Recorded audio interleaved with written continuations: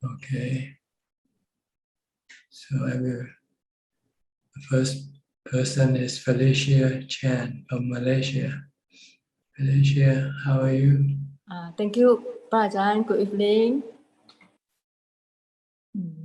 What can I do for you today? Yeah, okay, Ajahn. I can feel my samadhi is still like a magnet. Every 2 hours have to meditate automatically. But now I don't care about what kind of jhana and what kind of samadhi.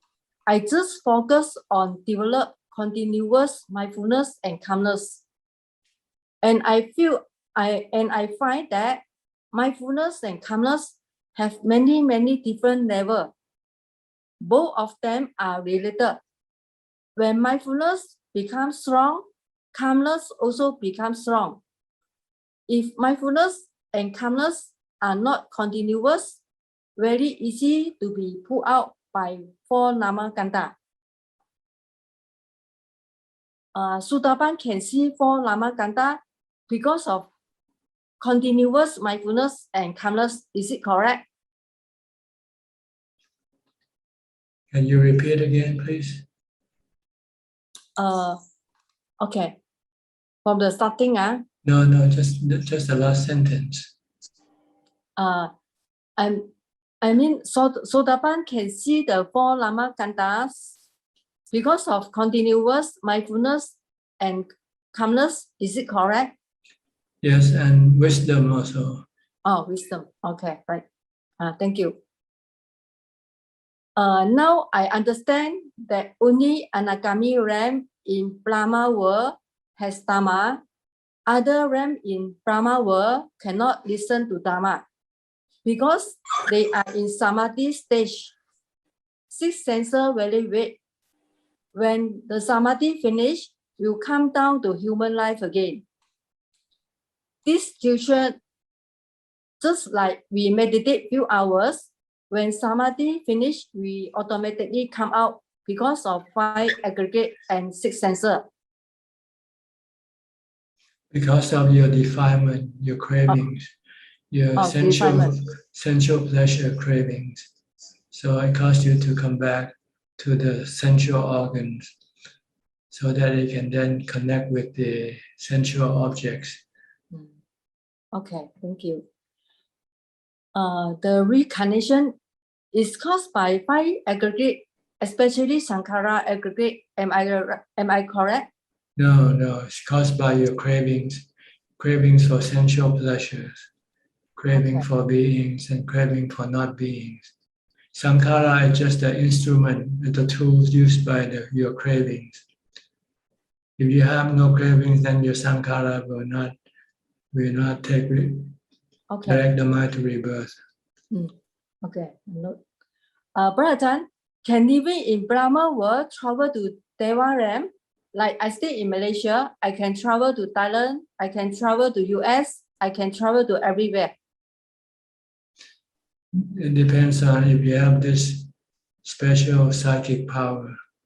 If you have special psychic power, then you can. But when you're in the Brahma realm, you don't connect with anybody. Only after you left the Brahma realm and come back down to the Deva realm, then you can connect with the other Devas. But when you're in the Brahma realm, you're in jhana, so you're not connecting with anybody. Only after you come out of the Brahma realm. Okay, thank you. And you have to have this psychic power to be able to connect with other devas or human. Okay, now I know the mindfulness is very important because last time I get the wrong teaching. Like meditate so long, the teacher said cannot be so long. Last time, like meditate for many times, like meditate very long, the mind stop there, is cannot like that. No vipassana. I get the wrong teaching. Now I can look the Ajahn teaching. The samadhi, the the mindfulness is very important because from the samadhi to develop the mindfulness. The mindfulness is important, the most important. This only the way. Yes, because mindfulness will be able to control your sankhara, your thoughts, your namakhandas. You can stop or you can direct it to move in whichever direction it wants to with mindfulness. Okay, because mindfulness not enough. We still think about the body is I'm the body. That's because your mindfulness is weaker than your defilement. It's your defilement that causes you to think of your body as yourself. Yeah, like I explained, like got two system, like two system. One is mindfulness system. One is what is it? It's like delusion system. Delusion system. Two system. Yeah, and they are competing against each other for your mind's attention. Okay, thank you. Amudana Bhajan. So try to maintain mindfulness all the time. Okay. Then you can direct your mind toward Dhamma, not toward samsara. Okay. Thank you. All right. Amudana Sadhu. Next, Min from Bangkok. Min. นมัสการค่ะพระอาจารย์ I want to understand more clearly about anicca, dukkha, and anatta. Like, how is the difference, especially anicca and dukkha? I'm still like confused. Anicca is change. When your body change and change in the direction you don't like, you get dukkha, right? Oh. If you get pimples on your face, you get dukkha because you don't want pimples on your face. Or when you got white hair on your hair, you get dukkha because you don't want your hair to be white. The cause of your dukkha is not the change, but your desire to want things to be the same. We tend to like things to be the same when it's good, right? We want everything to be good. But when things go in the other way, becoming not good, then you have dukkha. That's because you don't want things to change in that direction.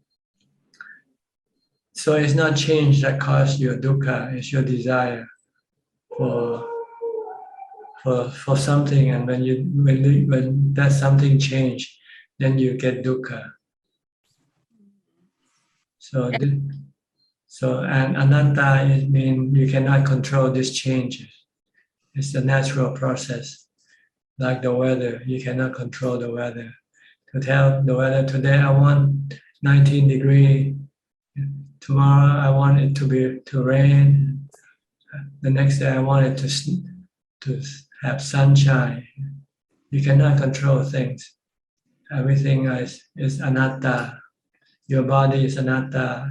Things around you are all anatta. But since sometimes you can control them, you think you can control them all the time, but not all the time. When you cannot control, that's when you get dukkha. When things are not under control, what do you feel? Stressful, right? Everything is in a mess. Everything is a mess. And you want to keep everything in order. So you cannot keep them in order, then you become stressful, unhappy. So if you want to be happy, then you have to accept that things will be out of control. And be ready for when things go out of control. And let it be. You can let it be, then you will not have no dukkha, no suffering. You're just merely observing the change. จ้าค่ะ and how do we know that we get until appana samadhi? How do we know whether it's... When you stop thinking, when you everything is disappear from your mind. Even your body sometimes disappear. Or sometimes it doesn't, but you don't react, you don't think, and you don't react to anything.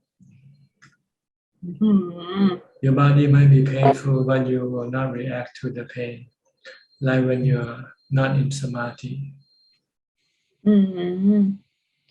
And I meditate, right, พระอาจารย์ but I don't feel any like the ที่เขาบอกว่าปิติ and สุข and I just stay still. You don't get there yet, so you have to keep on focusing on your meditation object. Okay. That's all for you. That's all right. Next, Siddhartha Surya Mehta from Indonesia. Good evening, Ajahn. I don't have any question today. Okay. Thank you. Let me go to your sister then next. Really, she's your sister, right? Okay, really, you have a question? Yes, Ajahn. I would like to ask your advice. After I'm taking medication for more than 4 months for my gastritis, it doesn't really recover. So it's like going better, but then worse than another time. So I lose faith on the medication and I stop it. And currently I'm trying to use a traditional medicine, and also I start to reduce my meals from 3 meals into 2 meals, because I heard sometimes it might help to cure gastritis, but also, it doesn't necessarily work for every case. But I think at the same time, I can start to focus on my practice, because I will stop eating after midday and I can focus on my practice. But then the condition is worsened actually. So I try to deal with the pain using mindfulness and wisdom. But sometimes when the pain is overwhelming, I tend to lose my mindfulness, and the wisdom is like cannot slip into the mind. Although I know the Dhamma about the body, I mean, I'm not the body, and I should. I keep telling myself, let it die if it should die, but it doesn't slip into the minds when the pain is unbearable. So how to deal with this situation then? Well, you just have to accept that you're not strong enough yet to deal with the situation. So you have to practice more mindfulness. Your mindfulness is not strong enough to make your mind accept the truth. So you have to try to keep reciting a mantra all the time to stop it from resisting the truth. See, when you don't have mindfulness, it's your defilement is trying to resist the truth, trying to deny the truth. But if you have mindfulness, continuous strong mindfulness, you can stop this defilement from resisting the truth. I think she disappeared from the screen. Oh, she's down below. Okay. Yeah. You have to unmute your microphone if you want to speak. Oh, okay. So I just keep resisting on the mantra. Yeah, just keep reciting the mantra for now. You have to build up the mindfulness and ubeka. See, you don't have ubeka. Yeah. But mindfulness will increase your ubeka as you keep reciting the mantra.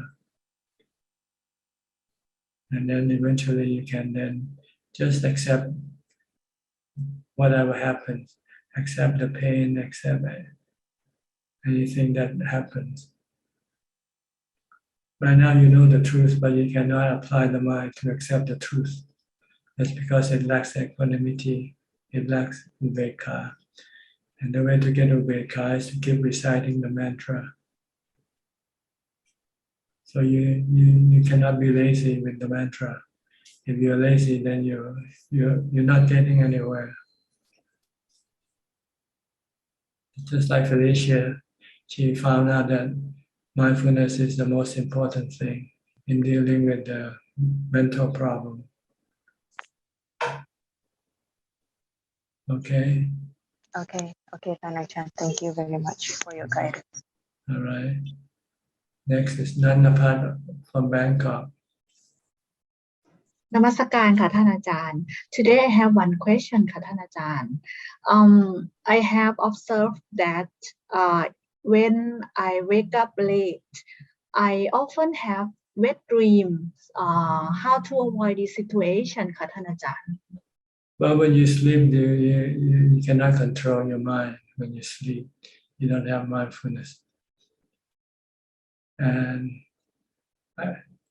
part of the problem is that if you eat too good, if you eat a lot, it will cause you to have wet dreams.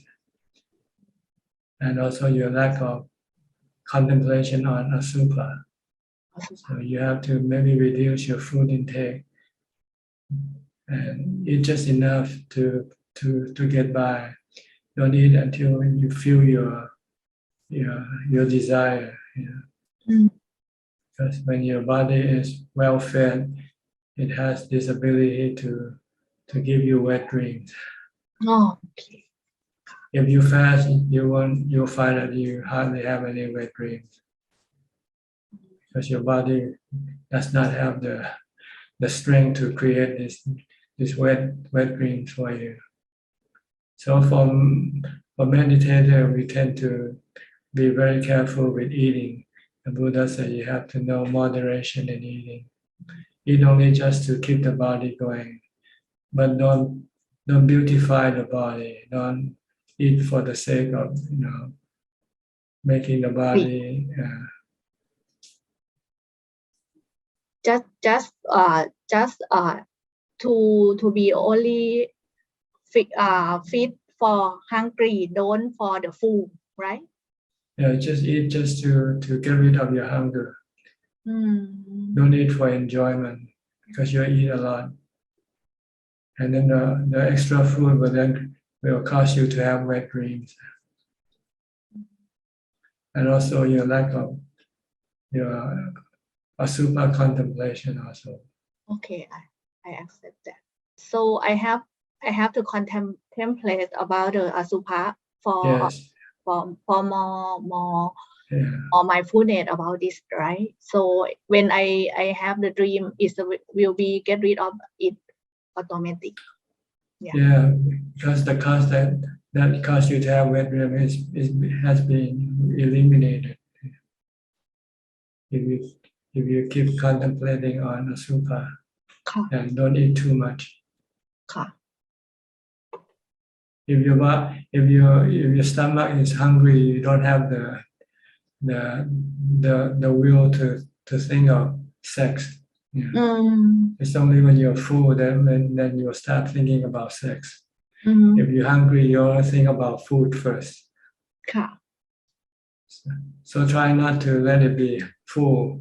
Keep it half hungry, half full. Okay. ค่ะท่านอาจารย์ I understood ค่ะ Okay. That's all for me ค่ะ today. Thank you for your teaching ค่ะ Yok Bay from New York. Yok Bay.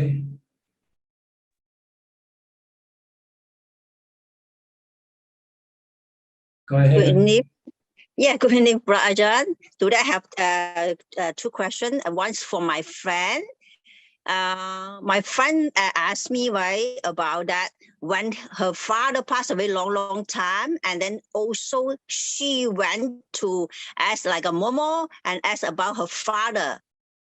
And he said the father is already go to the heaven. I don't know if it's true or not true. I don't know. Well, we don't know whether he knows it or not. So just you don't need to know where he goes. Really, it's not necessary for you. Not important for you.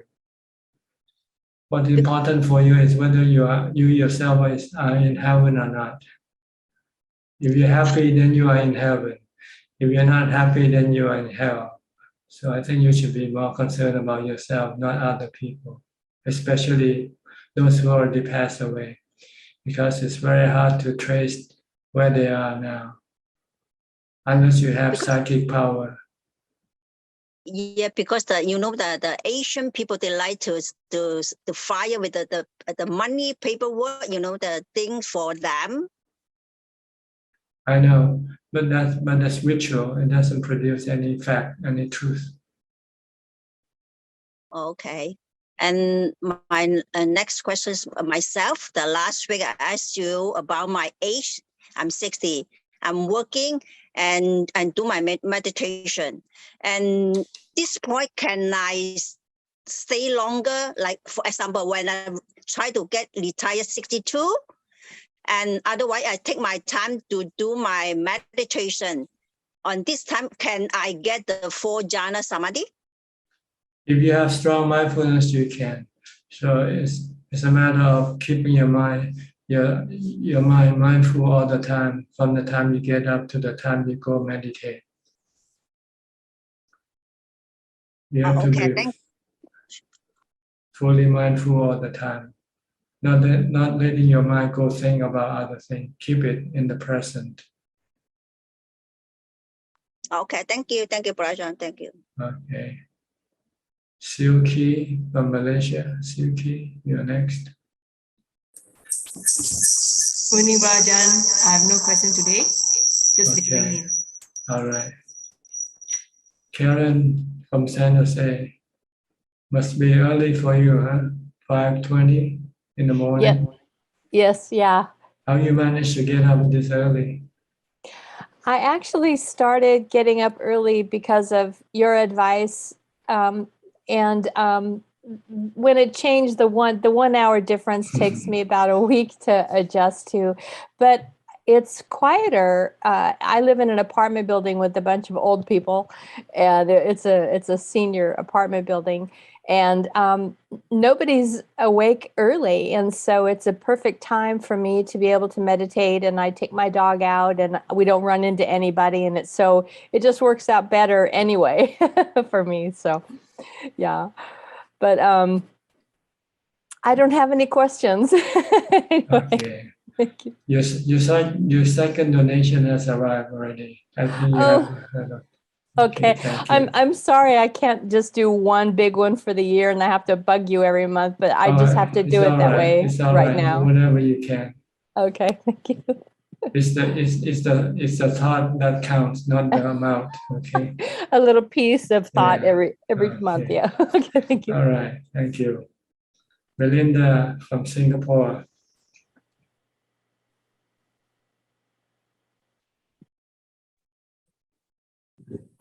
No questions for now, Ajahn. All right. Johanna from Indonesia.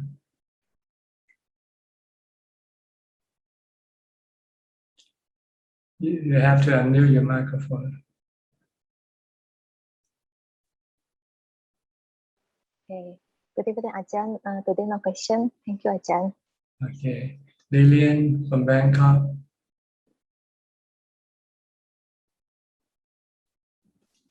Good evening, Ajahn. No questions also, just happy to be listening in. Okay. Kokseng from Singapore. Good evening, Ajahn. I'd like to ask for a lay follower, do we aspire to become a Sotapanna so that, as mentioned, the Buddha promised that we will become enlightened within the next 7 lifetimes? Once you have attained to Sotapanna, you are guaranteed to become fully enlightened within 7 lifetimes at the most. But you can be enlightened even before that if you keep striving, keep practicing. Maybe in this 1 lifetime, you can attain. Once you get to a Sotapanna, if you have a good teacher around, he might push you. If you're not, sometimes you might take your time, so it might take longer. But with a good teacher, with a noble disciple teacher, he might try to encourage you and try to push you to keep on practicing rather than take times off, do something else. Yeah. Okay, that's understood. Yeah. Okay, but it won't be more than 7 lifetimes. And this 7 lifetime will guarantee that you will not be born in the undesirable realm of existence. You'll always be a human or a deva. Okay. Okay, thank you, Ajahn. Next, Karl Lim from Malaysia. Good day to you, Ajahn. I have no question today. Thank you. Okay. Monica, also from Malaysia.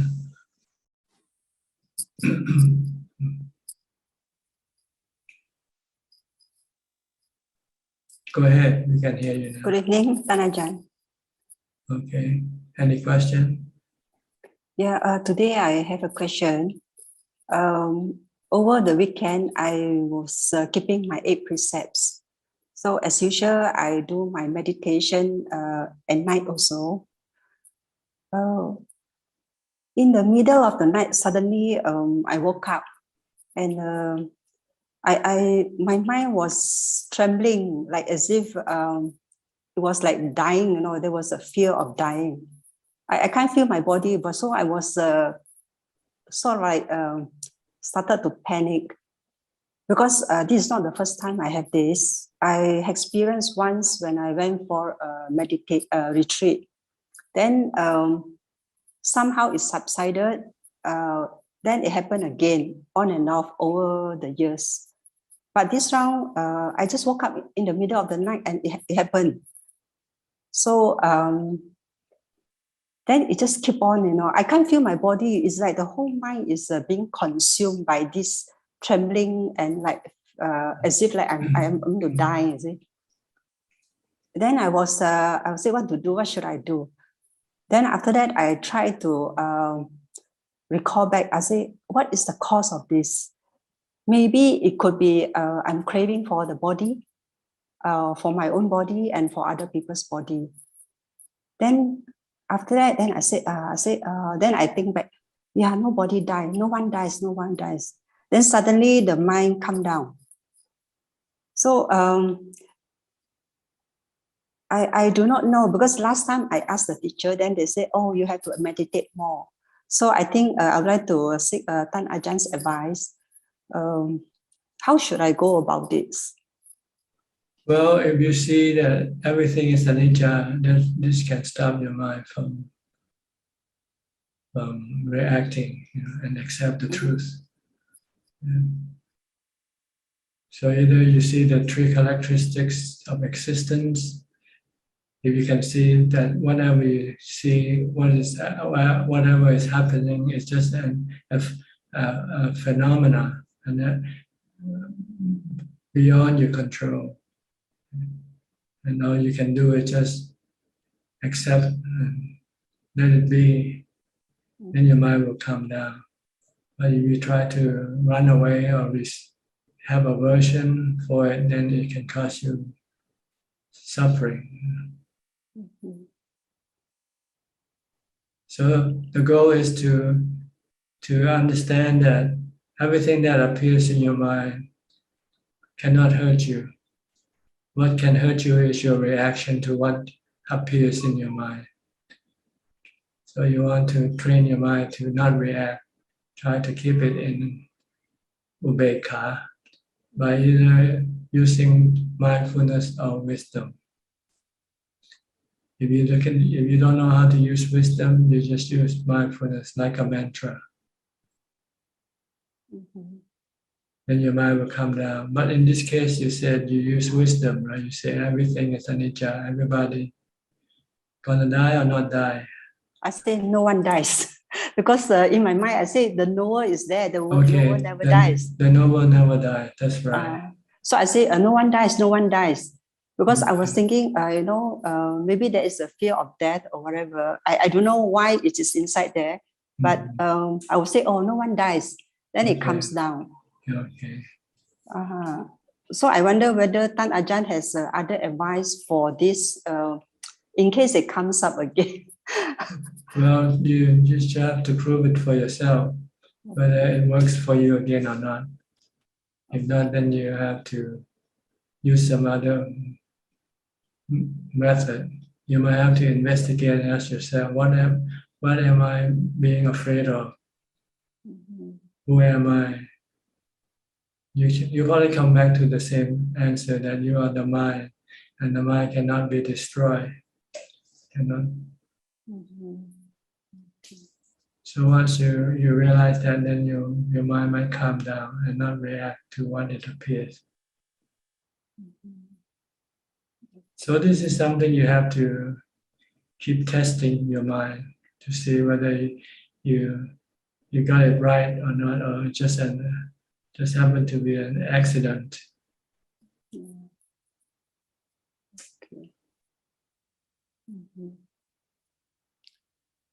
But once you can calm it this way, then you should be able to use it again.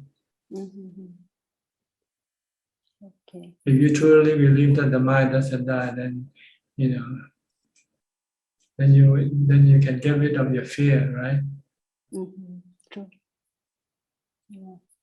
Because last time nobody say that there is a knower, so there's always the fear.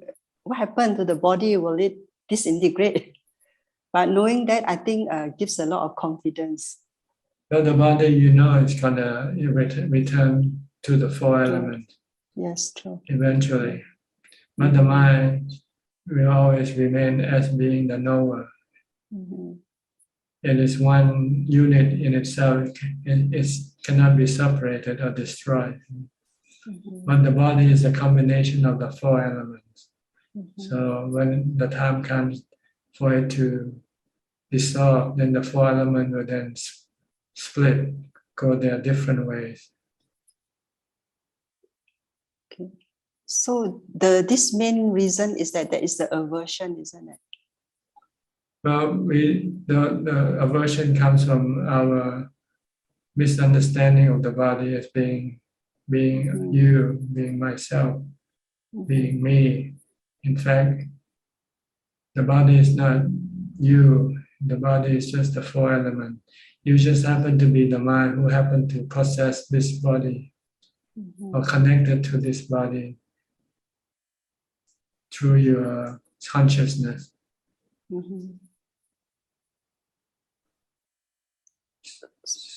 So when the body stops functioning or dies, then the connection becomes severed.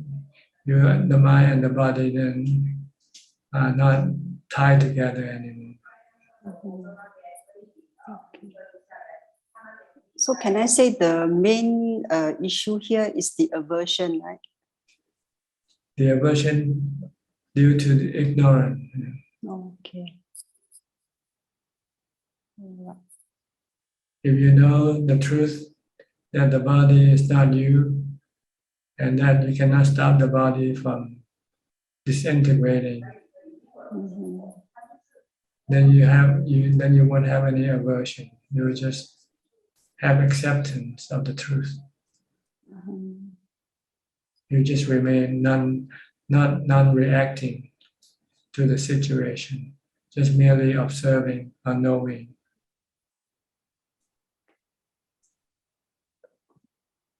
So if I were to go more into meditation, I would say this will definitely help, right?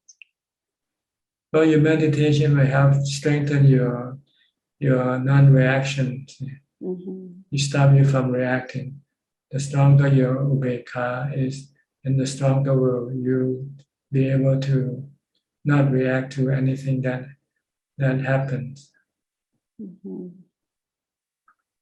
Because if you react, you tend to react with aversion or attraction.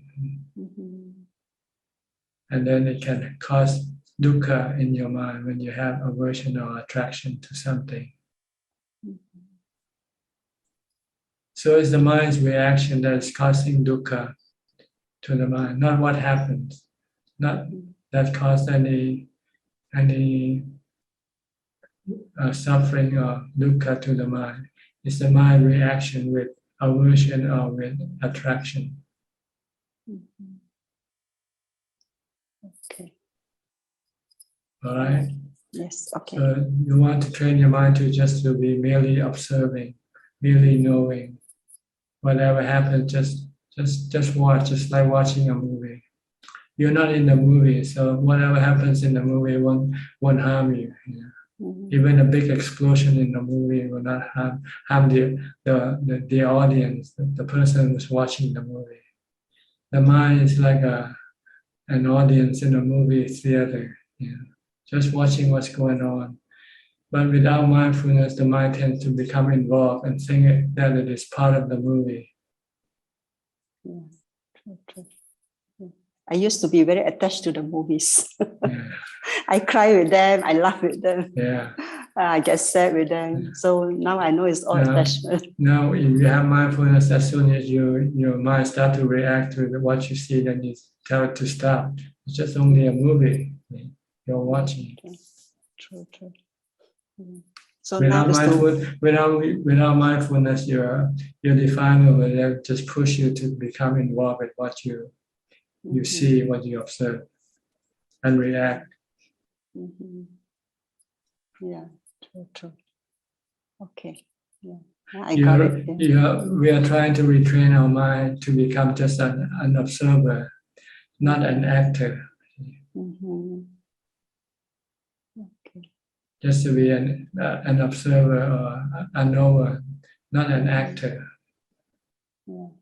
Be an audience, don't be an actor. Don't go up into the stage and become actor on the screen, Just stay below and watch the movie. Yeah, still training. Watch Still everything training comes and go. Everything comes and go. Yeah, true. Yeah. Have to take a lot of blows. When you go out of the movie theater, do you take anything with you? Nothing. This world that we live in is just like a movie theater. The mind comes in through the body by connecting to the body. But when the body dies, then the mind is forced to leave the movie theater. That's all. And the mind doesn't take anything with it when it leaves the movie theater. Okay. Yeah.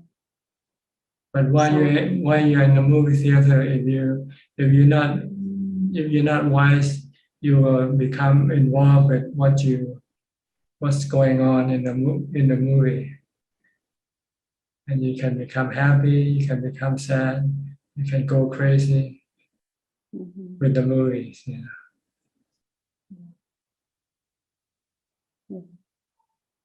Okay. Yes. Try to be an observer. Just be a knower. Don't be an actor. Don't react to anything. Then you will be safe. Your mind will always be calm and peaceful. As soon as you react, then you will lose the calm and peacefulness of the mind. Okay. I will keep reminding myself of this. Okay. Thank you, Ajahn. Reminding is not good enough. You should use mindfulness. Make it automatic. Mindfulness will stop you from reacting. The stronger the mindfulness you have. Reminding is not, and you forget more or less. You can tell me now you keep reminding, but you'll forget. Even just a few seconds from now, you'll forget already. And you'll start reacting again. Because this is how your mind is being trained. So you want to retrain it with mindfulness. Okay. Yes. All right. Thank you. Next, Alfredo from Ubeka, Brazil. Hi, Bante. Ubeka land. How is Ubeka land? Yes. Yesterday, in my practice, I have a good practice, Bante. With my brave. My brave is live, not jhana. Okay. But no tanha is very good practice. It's difficult to have to good practice I had yesterday. Okay. I think is because I live one things in my life. When you get off any things, you have more easy, né, Bante? Yes, the more you lose, the better you will feel, the lighter your mind will be. Yes. Whatever you have will burden your mind. When you don't have it anymore, then your mind become lightened. Yes. Yes. Today I have a chief, magical chief. I take a chief. You take a tooth out today. The same Ajahn Chah. I take a chief. I see. Okay. And Caesar chief. Okay. And today at 5 minutes, I have to go to dentist. To the dentist. In Yes. 5 minutes from now, you have to go. Yes. I see. So you won't be here for long now. Today. Okay. Nice to see you. And thanks. Have a good appointment with your dentist. Yes, yes. Ajahn Chah is very dangerous, né? Teeth, all teeth are in your mouth and have a problem in your brain, né, Bante? What do you mean? Ajahn Chah, the master Ajahn Chah, Thailand forest. He take off all teeth and have problem in your brain to get off teeth. Oh, all really? teeth. I don't know. This is the first time I heard. Yes. Yes. I think our body is difficult to control, né, Bante? That's right. Take off all teeth is very dangerous because a problem in brain. You don't have take off all teeth. It's very dangerous. Okay. I won't take off my teeth. I'll keep it. Your teeth is perfect, eh, Bante? So far, so good. So far, so good.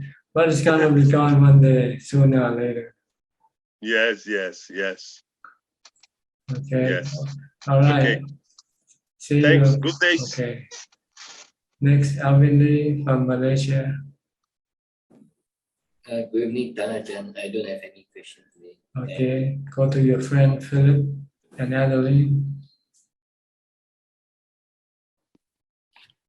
Good evening, Ajahn. Good evening, Ajahn. I have a question on meditation. I do use Anapanasati and at times, and when there are also times that when my mind is a bit agitated or tired, I use the mantra to calm it down. The question I want to ask is that at the stage of where I stop repeating the mantra, or even when I'm doing Anapanasati, when the breath gets less and lesser and where there are no more thoughts and the mind comes down, I notice there's a slight difference in the quality of calmness between repeating the mantra and also using Anapanasati, because from my experience, I noticed that the Anapanasati, when you keep on looking at the breath, that when the breath drops and when the breath drops away, there's still this knowing element at the back there, which is actually being pulled back, or just like observer sitting at the lake looking at things. Where else when you drop the mantra, it just becomes totally blank. Why is that happening? Maybe just your perception. The truth is the mind is always in the back. The know is always in the back. So it doesn't really matter. So long as your mind is calm and not thinking. That's the goal of doing meditation, to stop your thoughts. And if you can stop it long enough, it might enter into jhana. Where is also the point of at times when the mind stops long enough, there are there are certain reflexes in your body that is really out of your control, which is, proves the point that your body and your mind are not are actually separate things. Like for example, automatic twitching for no what apparent reason, or heat coming up from your body without you controlling it. At certain meditation point, you just sweat a lot, or there's a lot of heat coming up. You treat it as anatta. See, just leave it alone. Right. When you meditate, you don't care about your body. You only want to focus your mind, to calm your mind, to stop your mind from thinking. That's all you need to know and to do. Other thing, if they happens to pop up into your awareness, just ignore them.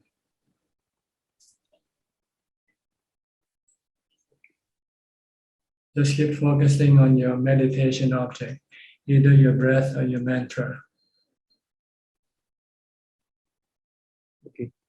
Okay, and don't analyze when you do this. Analyzing is not the time, not during when you meditate for calm. Don't analyze. Just recite the mantra or just keep watching the breath. Right, and it's okay. It's okay after a period of time, to drop the mantra, or yes, if you feel that you don't need the mantra, you can stop it and using the breath instead. Okay. But if there's no breath, then you just watch the emptiness. Yes. And don't let the mind think. That's the whole purpose. Keep it from thinking.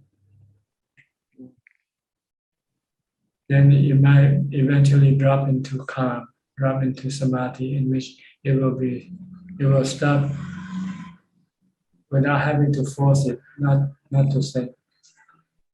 If you still have to control your thought, then you haven't yet reached that stage, that point.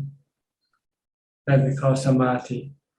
When you get to samadhi, your thought will stop, and you won't have to do anything anymore. You don't have to control your thoughts anymore.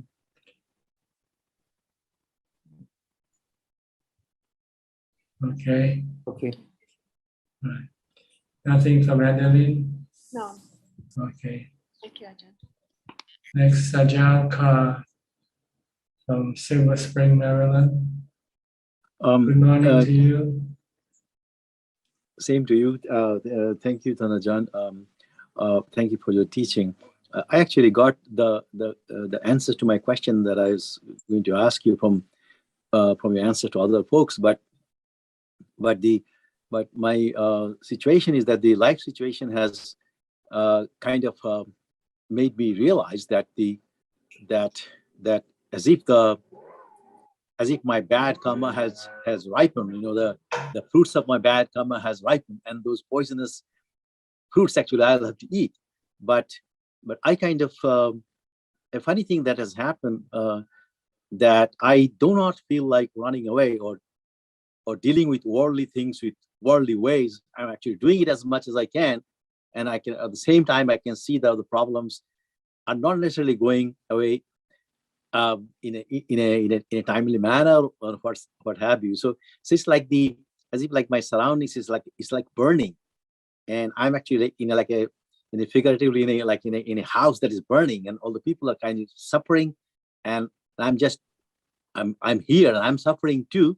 Sometimes I feel the heat, but I cannot run away from the heat. I can kind of want to stand my ground and do the worldly ways, and a lot of times aware that this is really not the solution. This is really not the solution. But this is what I mean by like eating the poisonous fruits from my bad karma, and I think I could use some advice, and I think some of the things that you are talking about just now actually answers them. But practice per se is very difficult at this point, because I'm pulled in all directions to act in worldly ways, dealing with worldly problems, and they're not going to go away anytime soon, and I'm not getting any younger. So it's like a kind of very interesting situation, and I'm not running away from Dhamma, but I think I should practice more, but it's almost very difficult, almost impossible.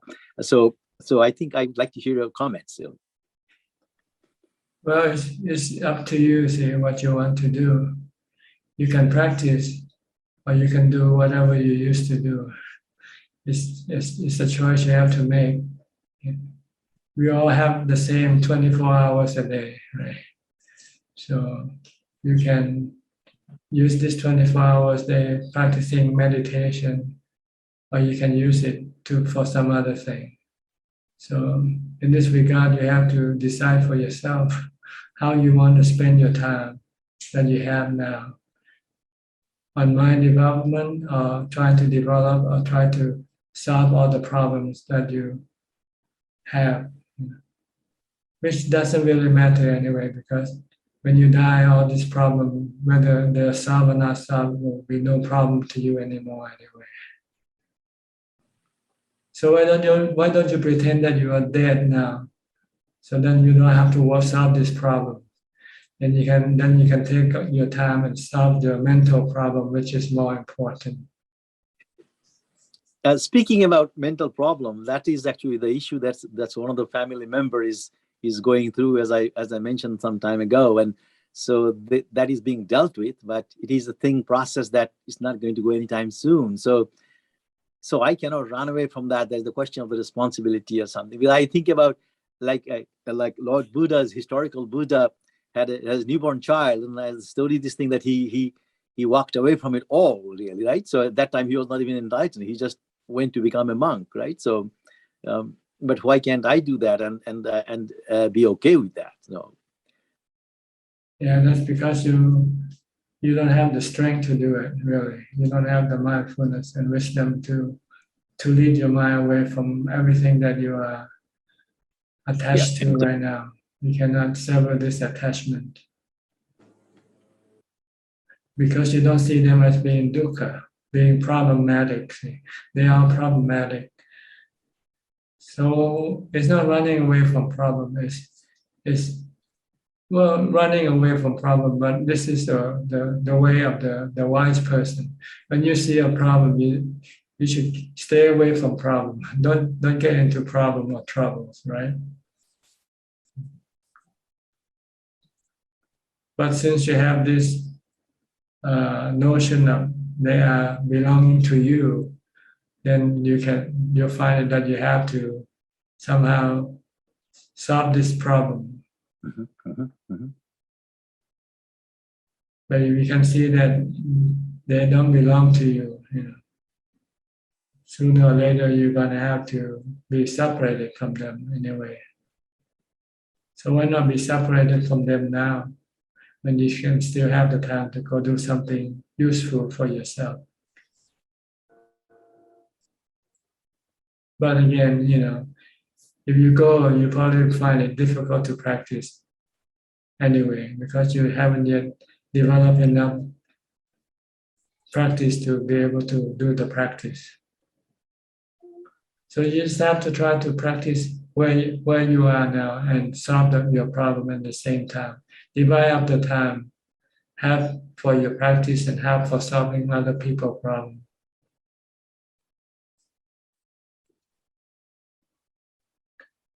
And as you do practice, your mind can become stronger and stronger, and maybe you'll start to see the truth of existence, that everything is anicca, dukkha, anatta. Then you will be able to let go of your attachment. Because your dukkha, your suffering is caused by your attachment to these things.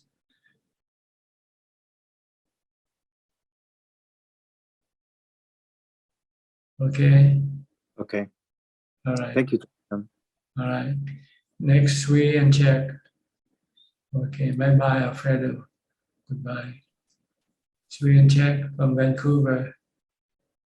Good evening, Tanajan. Tanajan. It's almost 6 o'clock for you also, huh? 6 o'clock in the morning. Yeah. Yes, Ajahn.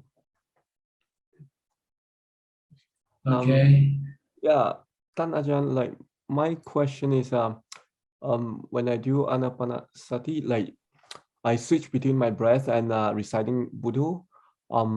Sometimes I feel when I reciting Buddha until my mind get really exhausted, like or want to stop reciting.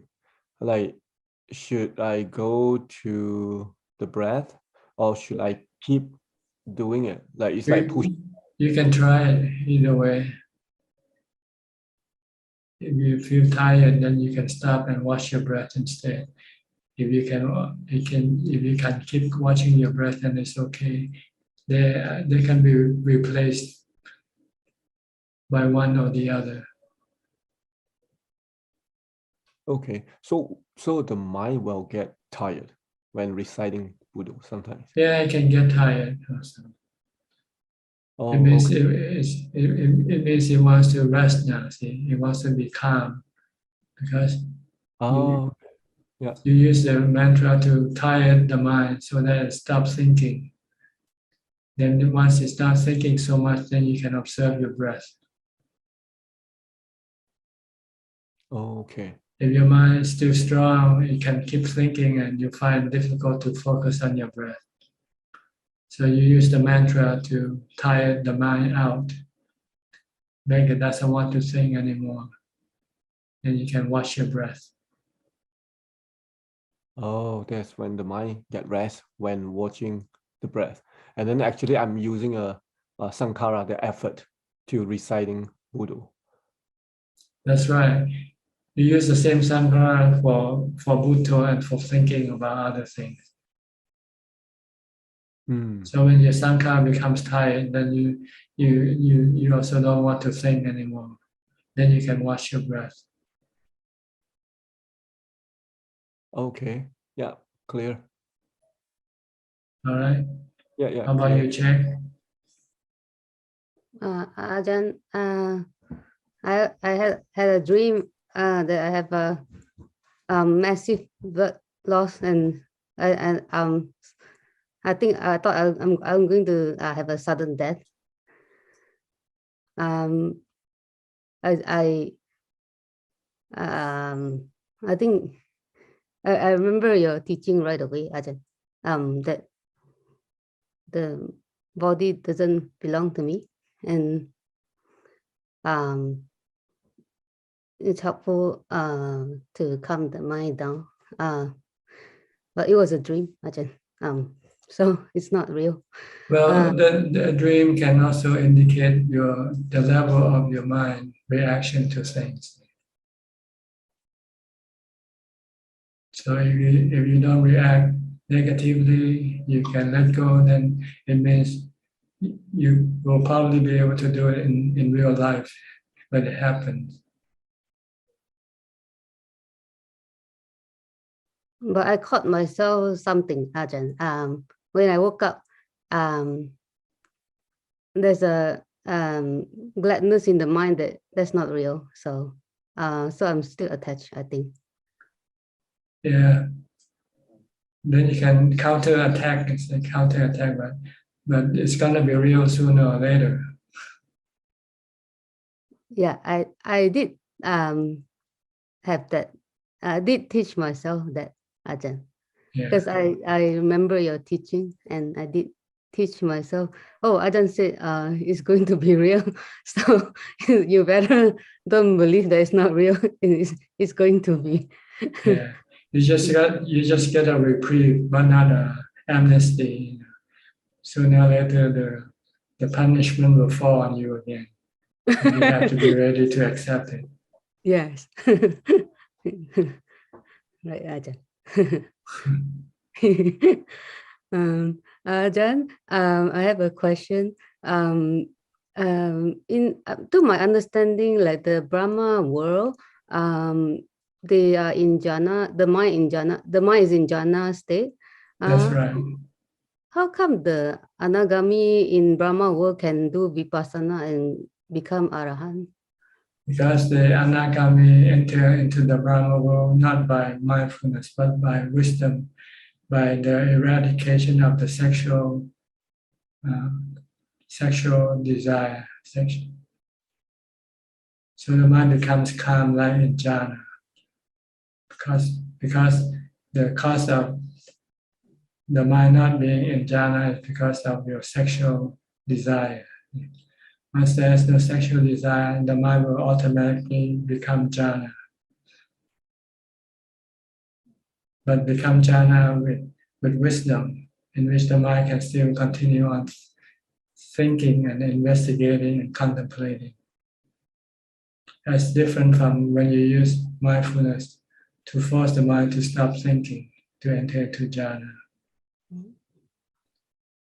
With the anagami, use thinking to cause it to enter into jhana, by getting rid of the sexual cravings, by using asubha.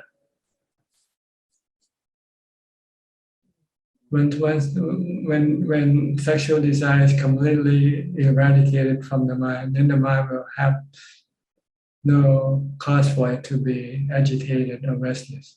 So it becomes jhanic right away, automatically. So it can continue on practicing, developing more mind, more wisdom to get rid of the remaining fetters.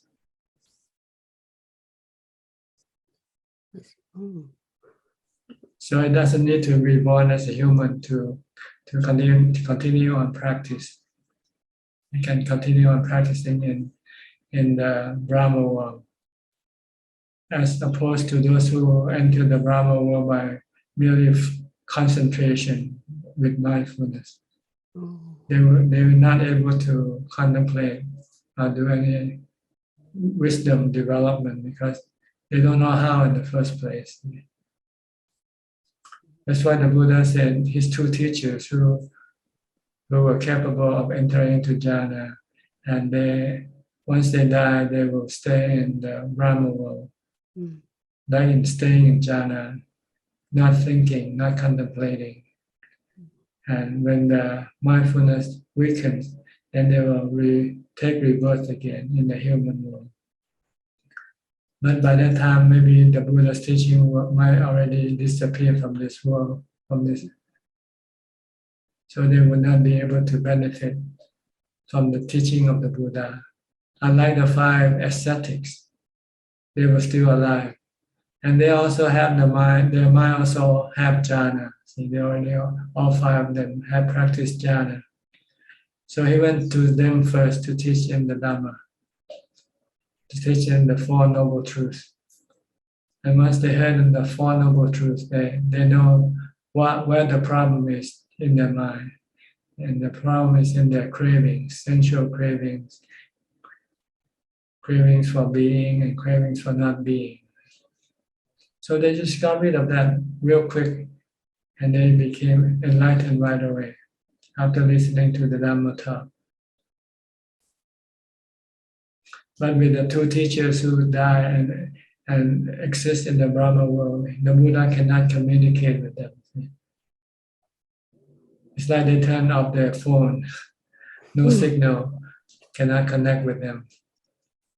But if they're in the Deva world, they still have their phone turned on, like his mother. So he can connect with her and taught her the Dhamma until she became a Sotapanna. Okay. So the Anagami also turned off the phone already? No, Anagama doesn't turn off the phone. Just keep working. Wisdom keep turning.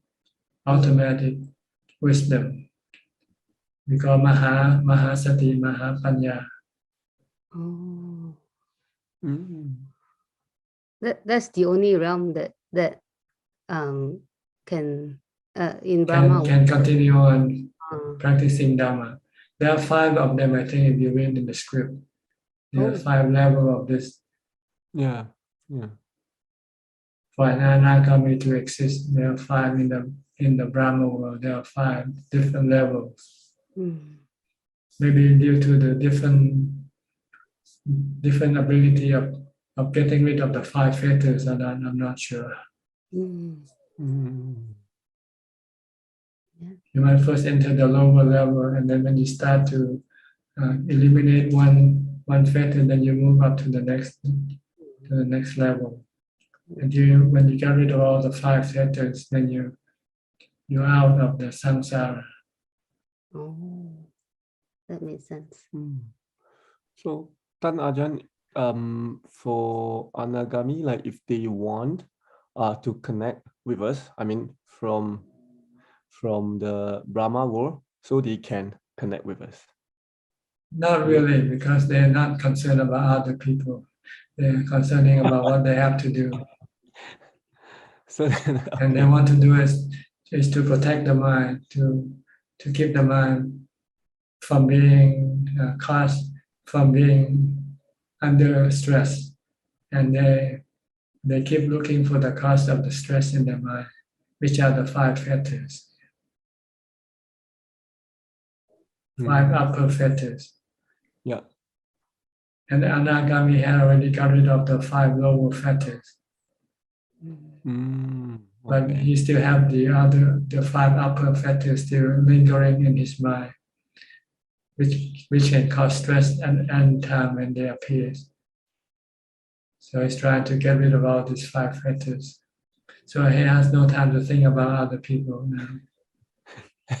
Okay. It's not like you. You're not worried about yourself.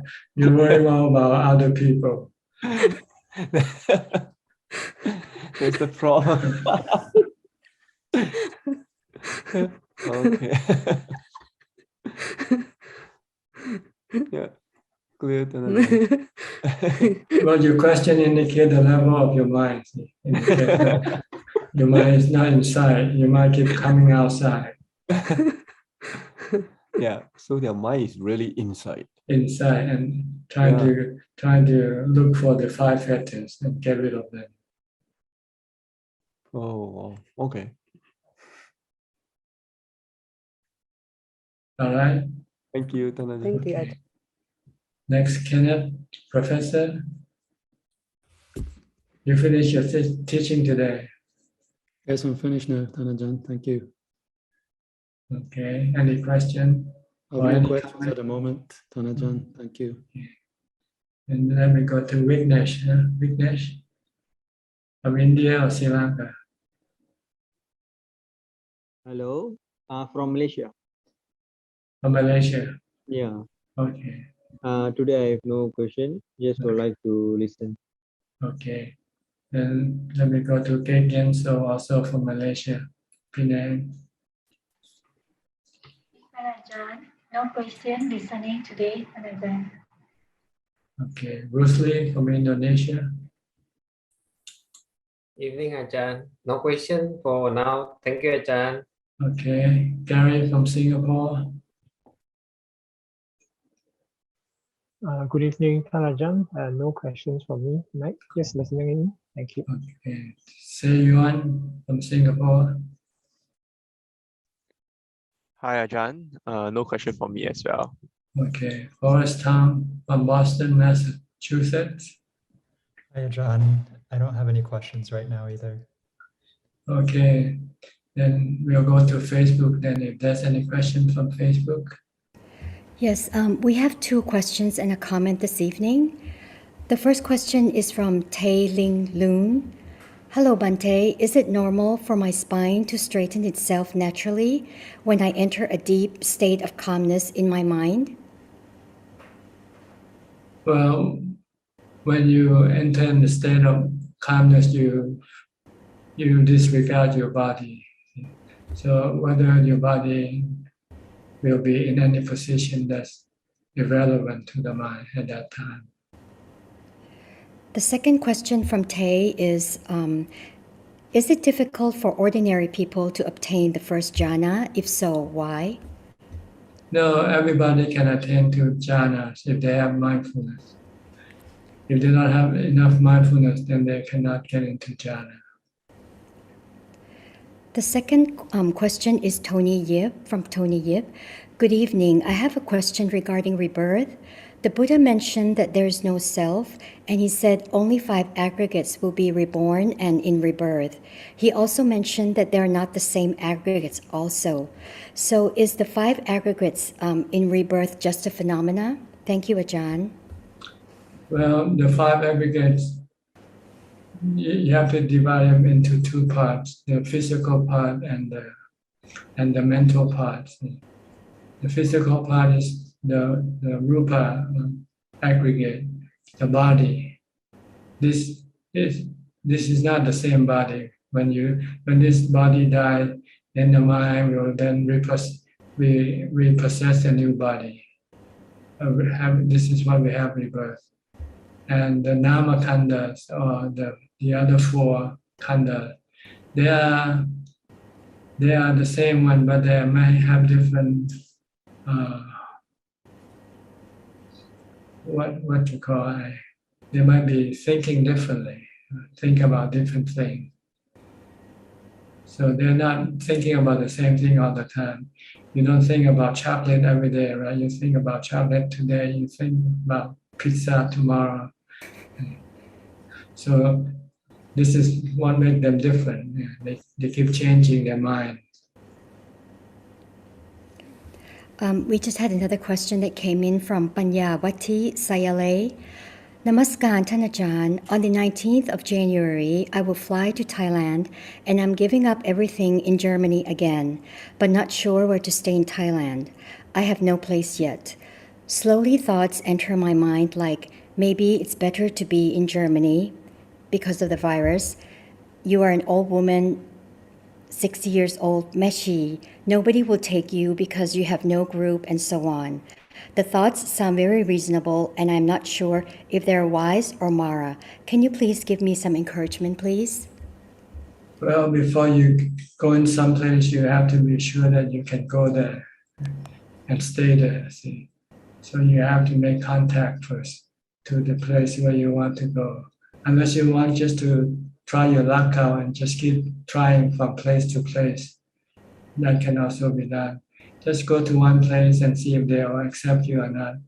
If they don't accept you, then go to another place. Just keep going. Eventually, you'll find a place if you really want to do this. But if you are hesitant and you're not willing to go through this process, then you might find maybe it's easier for you to stay where you are.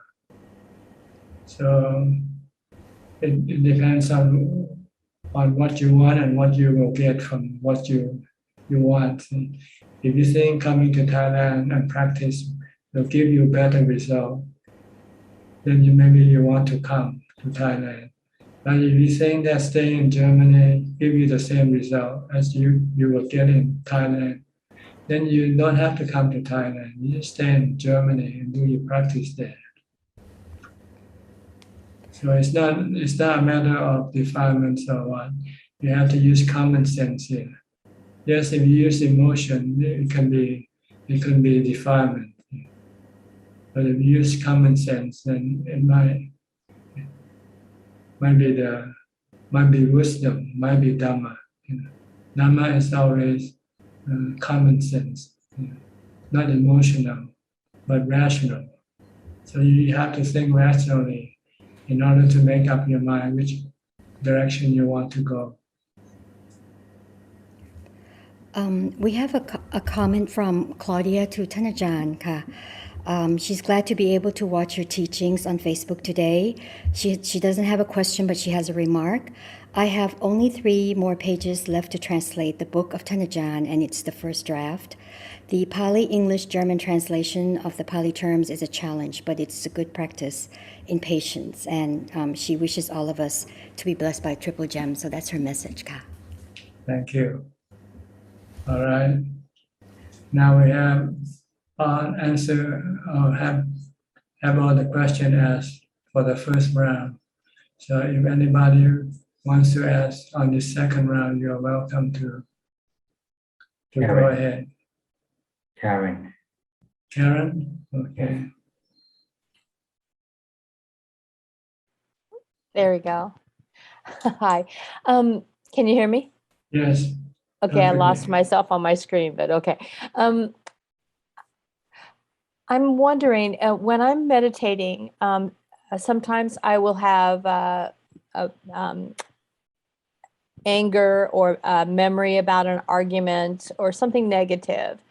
And I'm wondering if I should just ignore them or if I should try replacing it with a positive thought, because I had read that at some point. If you can ignore them and continue on your concentration on your meditation object, that's the best option.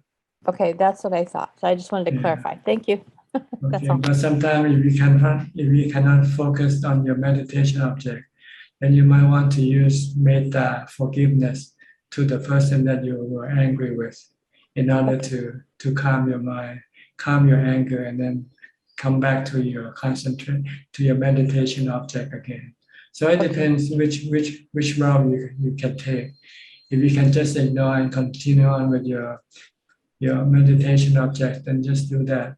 But if you find it impossible to focus on your breath or on your mantra, then you might have to come back and deal with this problem by using the positive thought, like you said, like metta. If you can forgive the person, then you can get rid of your anger. Thank you. Actually, thank you. I'm glad I asked you, because that does work sometimes. If I just take a second to just go, I wish you well, or I forgive you, and then I can move past it. But I wasn't sure if I should take that time to stop and think for that long, or if I should try to just keep swimming through it. Yeah, if you have strong mindfulness, if your mindfulness is strong, you might be able just to keep pushing forward with your concentration. Okay, I'll try that. Yeah, I'll try to just to spend a little more energy just ignoring it and see if you can do it or not. Okay, if yeah, not, thank then you. you come back and deal with it first. Okay, thank you. All right. Next, anybody? Yes, Nanapat. Okay, Nanapat. ท่านอาจารย์ may I ask for more question? If I investigate and found that my life is impermanent, and the way to make my fullness stronger is to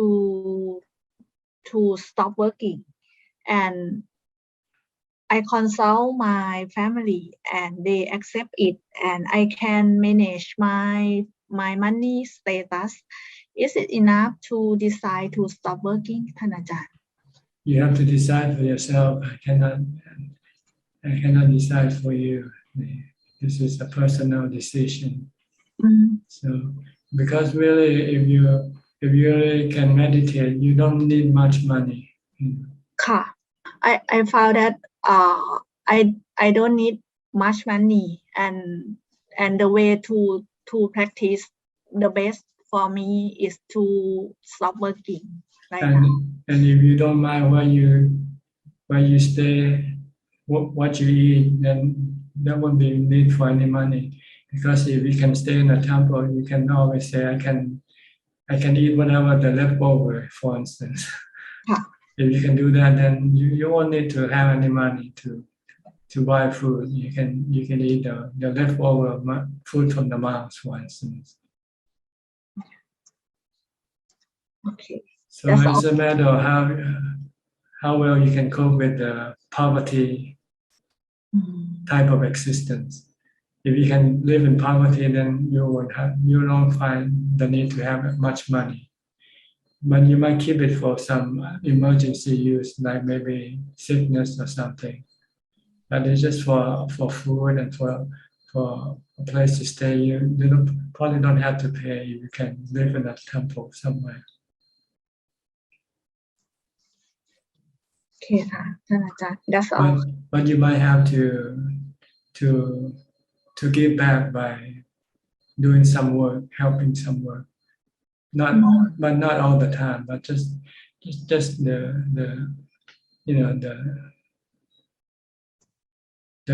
necessary work. Let's put it that way. Like helping in the kitchen, cleaning dishes or whatever. But that won't be all day.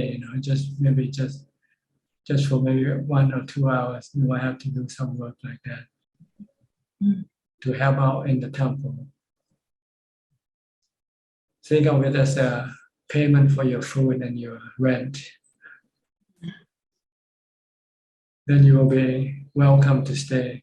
But if you don't want to do any work and you want to stay there and not do anything except meditation, maybe you might not be welcome. What the temple will require of you, what they want you to do besides practicing.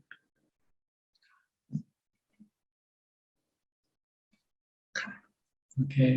โอเคค่ะท่านอาจารย์ thank you ค่ะ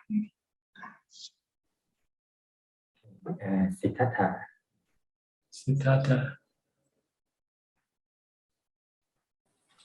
Yeah.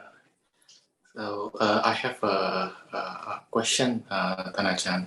So lately I start developing a tendency to sleep, not because of sleepiness, but when my mind is in a rough condition, like having a very bad mood or losing the motivation to practice. Sometimes I just sleep to skip the time, like just to fast forward the time. And I have tried some of your advice, like trying to recite the mantra for like 10 minutes. I actually tried to time it with stopwatch, and then I just sit, and then before I decided to sleep, I tried it. And true enough, my mind gets better, and I have more energy to push forward a little bit more before I decided to skip the time. Like I do chanting, like reading the Mahasatipatthana Sutta for another 1 hour. But then afterwards, I sometimes I still fell to this habit. So I would like to ask your comments or some more tips, maybe, so that I don't indulge too much in this kind of bad habits. Thank you. Well, you have to get up and do walking meditation also to keep your body and your mind active. Yeah. If you sit, it can become lazy and sleepy. So you might have to do walking meditation to keep you awake and keep you active. And if you might find drowsy while you walk, you just have to push it through. It can be broken, your drowsiness. If you insist on using mindfulness as you walk, eventually this drowsiness could be broken by your persistence. But you have to keep pushing yourself. If you give in to drowsiness, then you will never pass this stage. You always got stuck with sleepiness or drowsiness. If you have sleepiness or drowsiness, you have to keep on walking, even though you feel like falling down asleep. You just have to keep using the mantra with your step, Bhutto, Bhutto, as you step. And eventually, the sleepiness will be broken. I did this before too. I was trying to walk, and my mind just keep on, I don't want to, I'm going to sleep. I said, you cannot go to sleep. You have to keep on walking, using Bhutto, Bhutto, Bhutto. Then eventually this drowsiness will be broken, this sleepiness, and you feel like you just woke up from a long sleep. And then you can practice. This is one way of getting your laziness, getting rid of your drowsiness or laziness. The other way is you have to eat less, you have to fast, for instance. If when you're hungry, you don't feel sleepy. If you're full, then you want to go to sleep. So you have to have an empty stomach in order to keep you awake.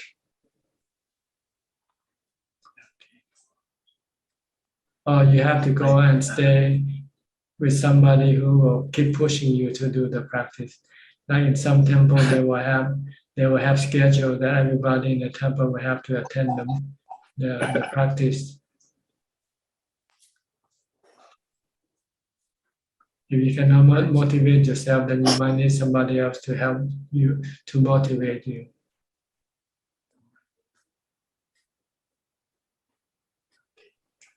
Okay. Thank you, Tanajan. But the important thing is mindfulness. Without mindfulness, even if you try to force to walk, you won't be able to break through your sleepiness. And if you use mindfulness, Bhutto, Bhutto, Bhutto, Bhutto, it will eventually break that drowsiness. Okay. Thank you so much. Okay. Next, anybody? Yes, we have another 2 questions from Facebook. Okay. Yes, we have a question from Kelly Zhang. Sawadee ka Ajahn. I feel angry with my mother easily as she often refuses to listen. Not that she has to do things my way, but seeing her ignorance, I want to help her, but she never listens. I feel so sorry for my mother who didn't go to school, but also no interest to find out more or learn from others. To avoid getting angry at her, I just try not to speak to her. We live together. I tell her every day that I don't want to get angry with her or raise my voice, but being with her always raises the fire in me. What else can I do but to talk less with her, Ajahn? Thank you. Well, you have to stop your expectation from her. Don't expect anything from her. Don't even want to teach her anything. Just leave her alone. And then treat her like a stranger, somebody you don't know. Then you won't have any desire to help her or to do anything for her, because she doesn't want anything from you. So you should just leave her alone and just go about doing your thing. One for yourself and for her. If you need to support her physically, just support her physically. But don't try to support her mentally because she doesn't want your support. The next question is from Tay Ting Loon. How do I progressively stop identifying myself with the 5 aggregates? Well, you have to first use mindfulness to stop thinking. Your identification comes from your thinking. If you can stop thinking, and then your identification will also stop. So try to use mantra to replace your thinking. That's all, Ka. Okay. Anybody? Tonight we only have only 2 people. Sui and check. Sui and check, okay.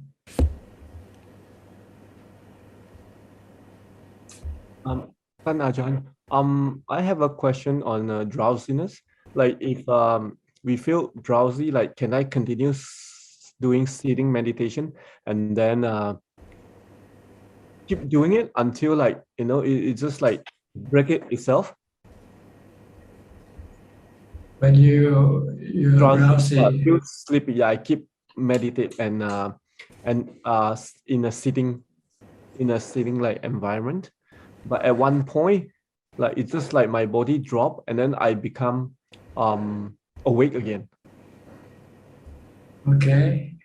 If it's awake, then okay. That's okay, right? Yeah. Didn't happen for a long time now, but anyway, to get your mind alert again, any method will be okay. Some people go take a shower or wash their face. Take a cold shower, don't take a hot shower. Yeah, many years ago when Czech registered me for the first 10 days retreat. So early morning I took a shower, but it's still hard. Like some people use fasting or reduce food intake to keep their stomach hungry, so they don't feel sleepy when you're hungry. You can go to sleep when you're hungry. No.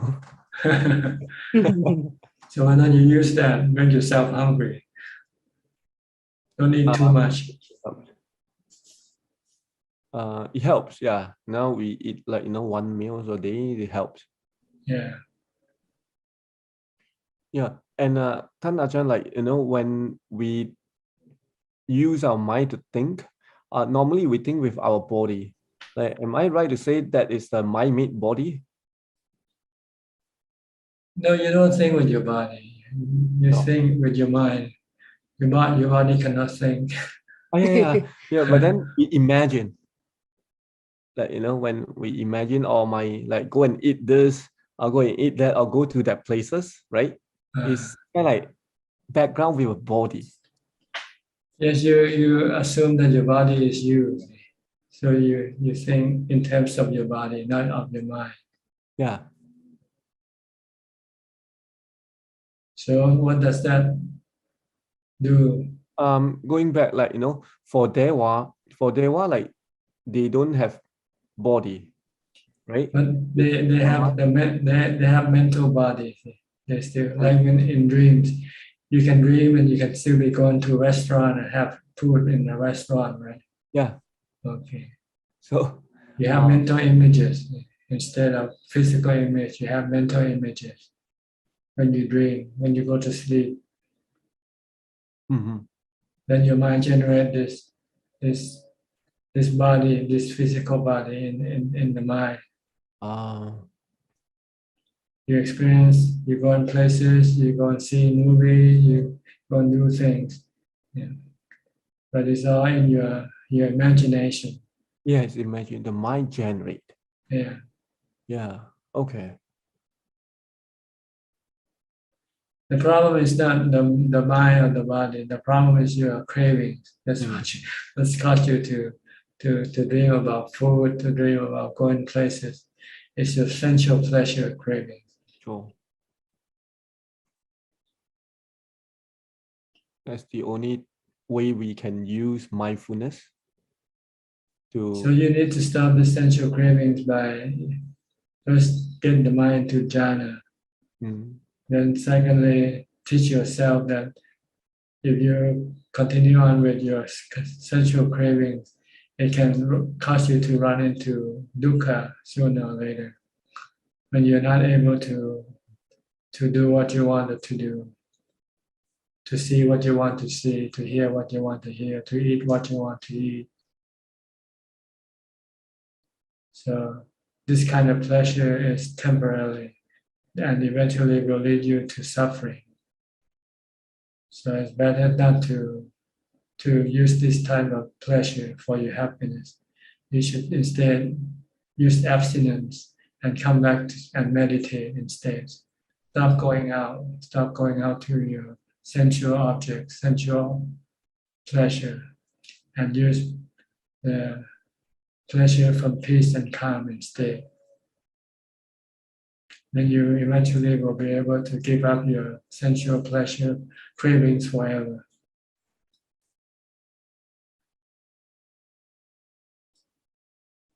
Like kicking the habit. People sometimes they have pleasure from smoking, they have pleasure from drinking, but they realize that they're not good for your body, right? So then you force yourself to resist this pleasure, this craving, and once you stop doing this for a while, then your craving will disappear.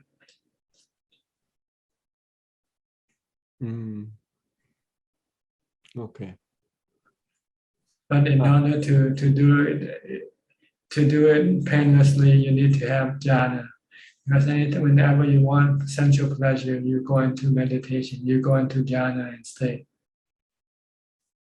Okay. Yeah. Okay. Tan Ajahn, can I have one more question? Yes, go ahead. We have plenty of time tonight. For like treating parents, you just say like sometimes you can treat them like a stranger. That is when, like, for example, if they are like toxic, or like if they are like if you cannot connect with them, then you just treat them like stranger. Okay. Like, but with whatever, respect. when you engage with them, it becomes toxic engagement. It's better not to engage, right? Okay. Okay. But you still have to do your duty as a son or a daughter to your parents. You still have to respect them, love them, and looking up to them. If they need food, you have to get food for them. If they cannot get it for themselves, then it's your duty to do it for them.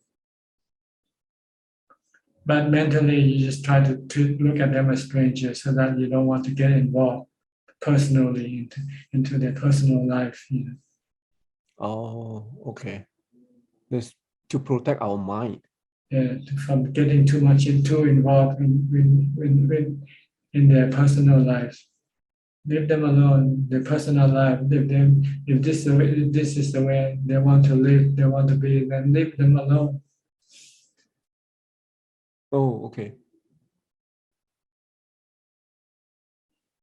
Sometimes you don't want people to intrude into your life, right? You want to be left alone. Yeah. Not trying to teach you, oh, you should do this, you should do that, right? Why don't you think back every time you try to teach somebody to do this and that? Ask yourself, if they do this to you, how would you feel like? Then you maybe say, yeah, maybe, I forgot this fact that I also might not like what people try to tell me what to do. Even it's good for me, but people don't want to be told. They want to do it themselves, find out for themselves what is good for them. Okay. So they resent you every time you try to teach them something. Yeah. When they're not willing to listen to you. So you have to see whether they're willing to listen or not. Like me, I look at you and I think you want to listen to me. That's why you come into this meeting. So I can tell you whatever I want to tell you, right? But if you don't want to listen to me, then I won't try to tell you anything. Because it will be counterproductive. Okay. And cause resentment and bad feelings and bad relationship. So why do this? You're doing the bad relationship by your own action. By trying to force somebody to do what you want them to do. Okay. Even though it's good for them, but they don't want to do it. You have to respect their personal thing. You don't want to invade into their privacy.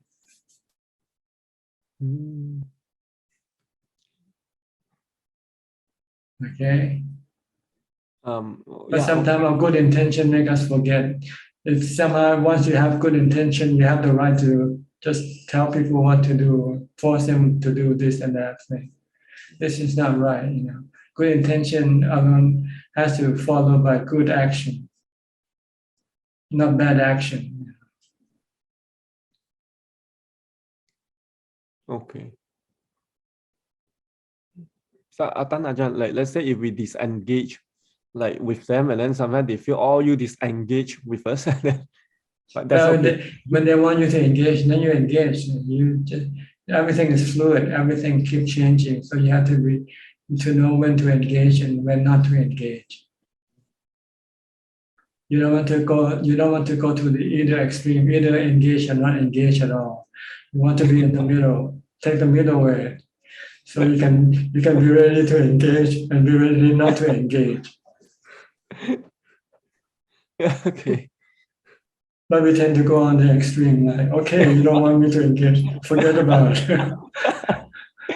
That's a question, yes. So, and when they want you to engage, you don't want to engage with them anymore. Yeah, like, people are so hard, right? It's like, because this is being emotional, see, when you do this. You have to be rational, then you can stay in the middle, in the middle path. Ready to engage and ready to disengage, depending on the circumstances. Oh, okay. Because you have good intention, you want to help them, you want to make them happy. So you have to know when to engage and when not to engage. If engaging now makes them unhappy, then you stop. If they want you to engage, then you should engage and make them happy. Okay. But it's hard to do if you don't have a Bekka. Yeah. Because you either have aversion or attraction. Keep swinging like a pendulum, go from one end to the other, not in the middle. Ubeka is in the middle. The pendulum stay in the middle, so I can swing either way. Yeah, and not affected by anything happen. Yeah. Oh. Yeah. Okay. Thank you, Tan Ajahn, for your teaching. Sorry, not a question, but just the I want to ask permission if I can contact Karen. I'm not sure. Well, ask her. Don't ask me. Yeah. maybe you can send her a chat message. I think it's I admin to chat already. Okay, you can send chat to Karen now. Thank you, admin. Thank you. Okay. Thank you, Tan Ajahn. Thank you. All right. Okay, anybody would like to ask any more questions? Siddhartha again. I'm following up the previous question about living with parents. Since currently I'm staying with my parents and practicing here, both of them are, I would say, very spoiling to me. Like they do not say anything with what I want to do in the home. Like if I want to isolate myself, do not talk. They won't bother me at all. And but I'm afraid I'm being inconsiderate, like taking things for granted. So I would like to ask, like, what will be the principle when, like, I'm staying with my parents? Like, how far should I keep it to myself, like just isolate, like in a retreat mode, or how far should I still engage in a more familiar way? Like, well, you have to see what you need right now. You need to be alone more or less, So you have to find out for yourself the amount of being alone and the amount of being engaged with other people. If you feel maybe you should contribute something to the community that you live in, then you might have to do some community work, like help clean the house or whatever. But if you feel that you are allowed to not to do anything for the community because they want you to practice all the time, then you can do that also. So you have to look at the situation.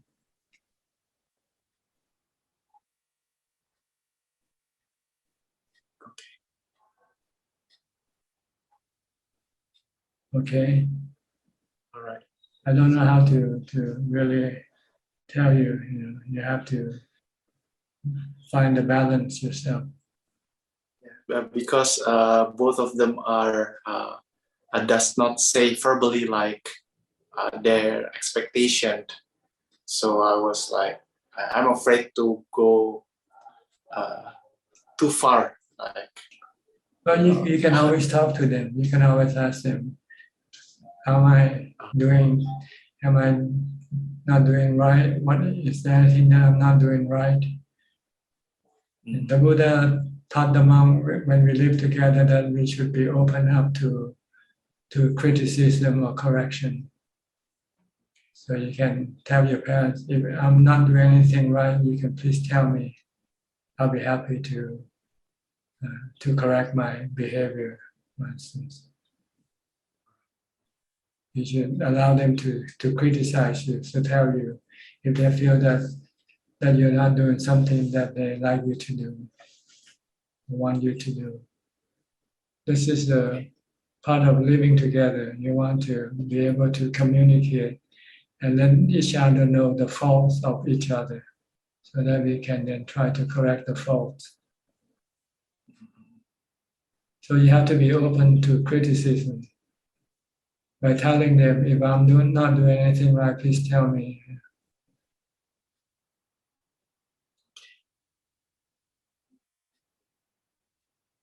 Okay. Right. I'll try to do it. Yeah. Okay, anybody else? Yes. Okay, more Facebook question. Yes, we just have one question. Yes, we just have one question that came in, and it's from Tating Loon. What is the right time to speak, to teach someone, and to give advice? When should I just ignore and walk away? When they ask you, then you can teach them.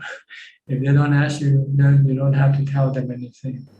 If nobody asks you for direction, you want to go tell them which direction they want to go. But if they ask where is San Jose, how to get to San Jose, California, then you tell them. Or go ask Karen. So you have to wait for them to ask you, really.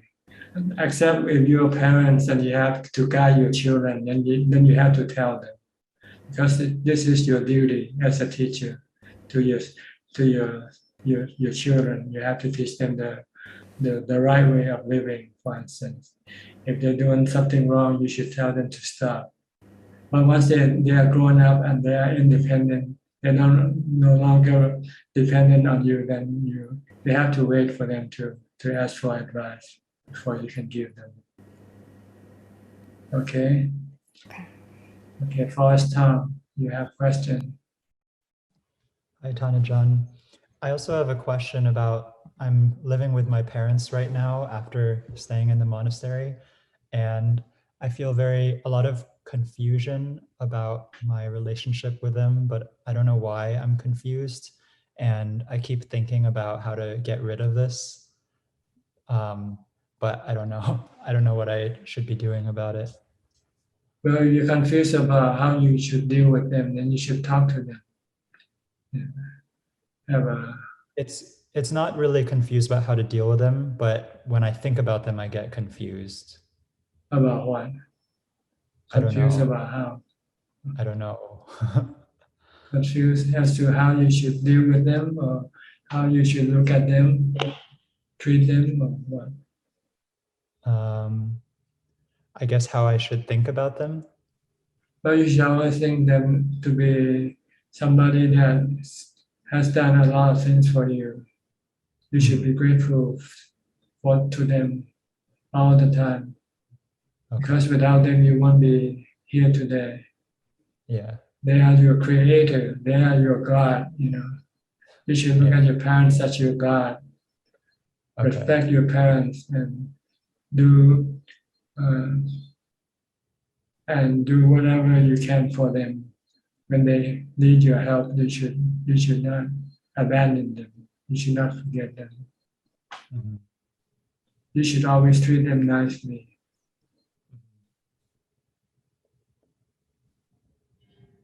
You should always remember what they have done for you, raising you, sending you to school, and all these things cost money for them, but they're willing to give it to you freely. Nobody else in this world loves you more than your parents. Think of it that way. Then it will make you to want to love them. If you don't think about the things that they have done for you, then you might not think they're worth anything. Then you might not treat them properly. Okay.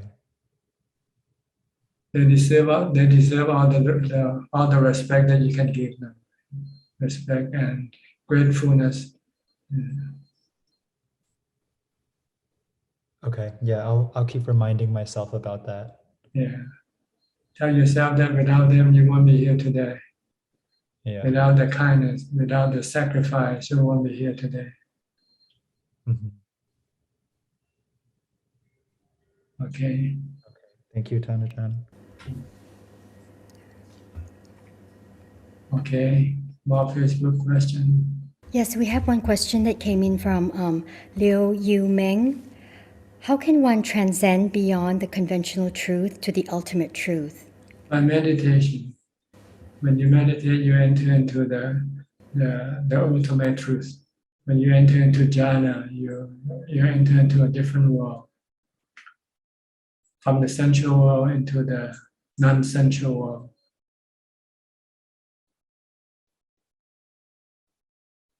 And that's only half of the way.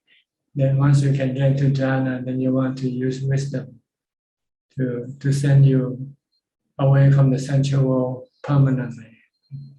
With mindfulness, you are only separated from the sensual world temporarily. When your mindfulness weakens, you will then be driven back into the sensual world again, into the conventional world. But with wisdom, you will see that the conventional world is the world of suffering, and it's the world you don't want to live in, to be in. Then you keep yourself away from the conventional world forever. Okay. Anybody? Lillian, you have any question today? We still have about 10 minutes left. Actually, I have, but was just thinking about it. About parents as well. What if since young, your parents don't actually communicate so much to you? How do you deal with that? How do you communicate with parents who don't actually communicate so much to you? You don't have to communicate if there's no reason for you to communicate. Only communicate only when you have to communicate. But it gets confusing because they do have expectations, but they don't tell you what. Ask them and tell them anything you want from me, let me know. I'll be happy to. If I can do it, I'll be happy to do it for you. Okay. Show your gratefulness. You owe them a lot and you're ready to pay back anytime they want you to do something for them. Okay, I will try, but I wish I can do that so easily, but it's just not the kind of relationship we have since we were young. So it's very hard to communicate directly. You took them for granted. You took them as your servant, not your master. Your parents should be treated as your master. Yes. But you treat them like a servant because they've been serving you for the rest of your life, half of your life. They've been serving you, raising you, do things for you all the time. That's so you treat them like servants instead of treating them to be your master. Actually, what you said just now was very true about no one will actually love us more than our parents and the sacrifice that they've done. I'll definitely put that into my mind. Yeah. Then it will make you it will make you want to love them. And you will ignore all the weaknesses, all of the things that you might be critical of. Because they're human like you, see. They're not perfect. But one thing that is good of them is that they raise you, they give you birth. Yes. And this is something you cannot deny. Even though if they become a thief or something like that, that's the problem. But that doesn't erase the fact what they have done for you. Yep, that's true. Thanks for the reminder, Ajahn. Okay.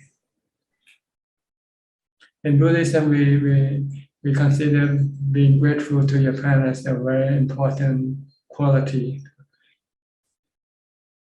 To be a good person, you need to be grateful to people who have been helpful or been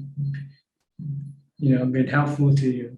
Yep, that's true. You should never forget their helpfulness. You should never forget what they've done for you, and try to pay back whenever you can. Okay. Thank you for your reminder, Ajahn. Okay. And never bite at the hand of who feeds you. That's true. Never bite at your parent. Never bark at your parent.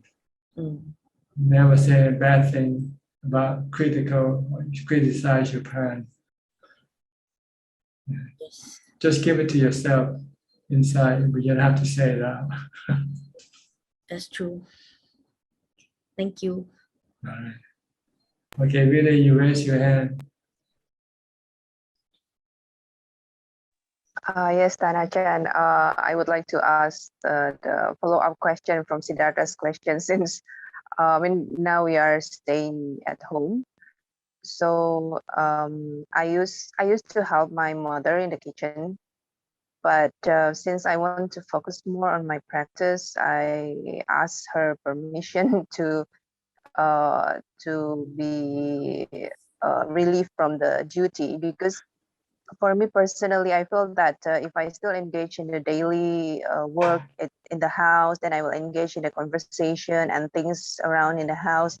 So I feel it's more difficult for me to practice that I think way. it's So an excuse of your defilement. Your defilement don't want to do work, and you use practice as an excuse. And when you have the time to practice, you fall asleep. You become lazy.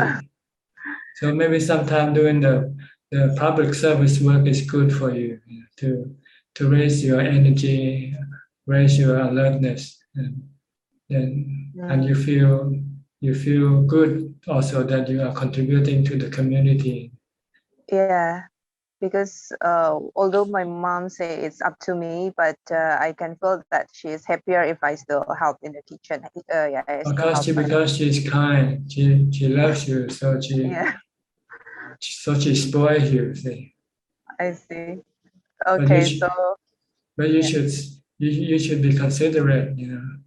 You're part of the problem, so you should help solve the problem. yes. Like eating problem and cleaning up the house problem. You shouldn't leave it to other people. Okay, because I was thinking, if I still go in the kitchen, is it also a defilement because I can escape from my practice for like 1-2 hours? So you have all the other times. You just yeah. only spend 2 hours in the kitchen. You can use that as a trial, as a test of how far you have gone on your practice. Can you maintain mindfulness while you're working? Can you maintain equanimity while you work? While you do work in the kitchen? Okay, I see. Yeah, because it is more difficult to maintain. Because if you're alone, you're not doing any practice anyway, right? You're finding with other type of defilements, maybe sleepiness or some desire to do something else, like you say, watching comic books or something. So better get yourself busy doing something to prevent this other type of defilements from coming up. Okay, understand. Yeah, and I also don't feel bad because I feel bad if I choose to, You'll feel happy that you're doing something for your parents. Yeah. Don't cry afterward when they die and say, "Oh, I should have done this and that for them." Do it now. A lot of people cry when their parents die and say, "Oh, I should have done this and that for my parent more." You should do it now while they're still alive. Okay. So whenever they need help, I mean, you see them doing something, just go and help them. Do it for them even. Okay, I see. So instead of like close the eyes, like in the retreat mode, I only isolate myself kind of thing. Yeah, you're living in a house, living with your parents. Consequence. You should help lighten their burden, not increase their burden by doing work for you. What you have to do yourself, your own work, you should do it, not let them do it for you. You're grown up now, you're not a small kid in which your parents will do everything for you. Okay, I see. Thank you, Tanajan. Okay. You can consider this as a dana. Doing something for other people. It's like giving. Not money, but giving your time and giving your effort. Oh, okay. Yeah, it's part of the practice also. Yeah. Okay. Because sometimes when we practice meditation, we tend to be selfish, not knowing it. You know? We just pretend that we're practicing the higher level of Dhamma. And and ignore the level of Dhamma of not being selfish, of sacrifice, of sharing, of helping. So you have to balance this too, you know. When it's time for you to help, to contribute to the community, then you should do it. When there's nothing, when you don't have to, then you can then concentrate on your meditation practice. I think this will help balance your practice and give you some change of pace, or so make it more lively.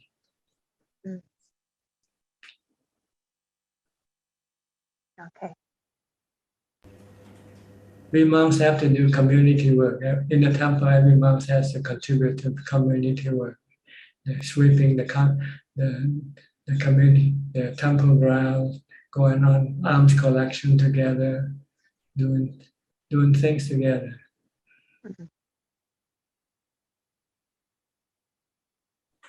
Okay. Okay. Thank you very much, Ajahn.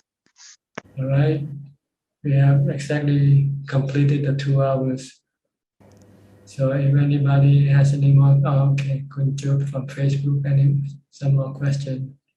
Yes, we have about 3 questions that just came in. The first question is from Panyawati Sayale. Ajahn, what about if parents abuse the children? It happens a lot in the West. Well, you have to, first of all, forgive them. You know, that sometimes they are not able to control themselves. So they then vent their anger or frustration on the children. And sometimes the children themselves contribute to the anger also by being too naughty, by not being doing things that they should be doing also. But other than that, I think you just have to just accept your karma, that you're just unlucky to be born with angry parents. And try to protect yourself if you can. If you cannot, ask for help. If it's possible, ask for help. The second question is from Pauling Soon. How do we become a good person from the Buddhist perspective? Just by being nice. You know, a good person is a nice person. Person who treat other people nicely, well, and be helpful, be kind, not hurting other people. The last question is from Liu Yu Meng. How can one strike a balance between conventional, materialistic life with the life of an 8 preceptor? Thank you. Well, you can divide up the time. Half of your time for the conventional world, and the other half for your meditative world. So you have to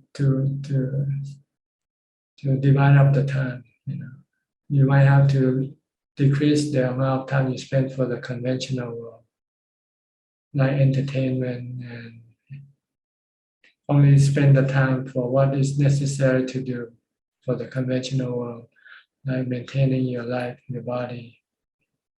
Then you can have more time for your meditative world. Okay. Well, I think that's about it for tonight. Thank you very much for your participation, and I hope that you can benefit from this meeting again tonight. And if all goes well, I'll probably see you next Tuesday. Thank you and goodbye. Thank you very much. Thank you, Ajahn. Thank you, Ajahn. Thank you. Thank you, everybody. Thank you, Thank you, everyone. Thank you, Agnes. Thank you, everyone. Bye. Thank you, Joe.